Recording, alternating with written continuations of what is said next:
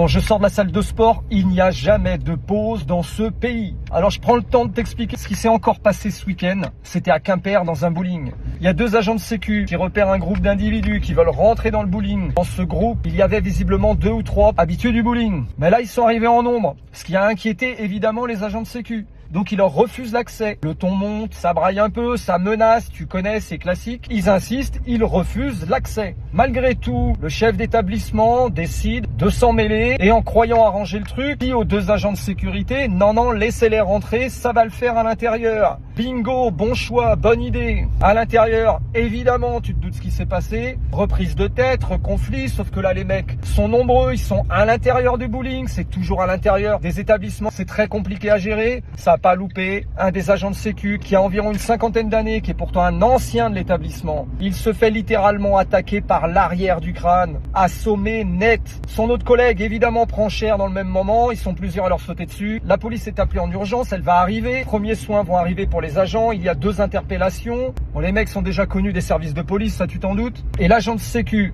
qui a pris le choc derrière la tête est dans le coma, rien que ça. En permanence, partout en France. Voilà comment sont traités les agents de sécurité quand ils veulent faire leur boulot. De toute façon, peu importe ce qui se passe, t'es constamment en tort. T'interviens sur les extérieurs, t'as tort. T'interviens dedans, t'as tort. Tu veux essayer de te défendre, t'as tort. Bref, c'est le pays qui nous ont laissés et c'est avec ça qu'on doit faire. Bon courage à tous les agents de sécurité de France, que je soutiens évidemment. Et bon courage à ce monsieur qui se retrouve dans le coma simplement pour exercer son boulot. Et bon courage à sa famille évidemment. Le Jarl te salue.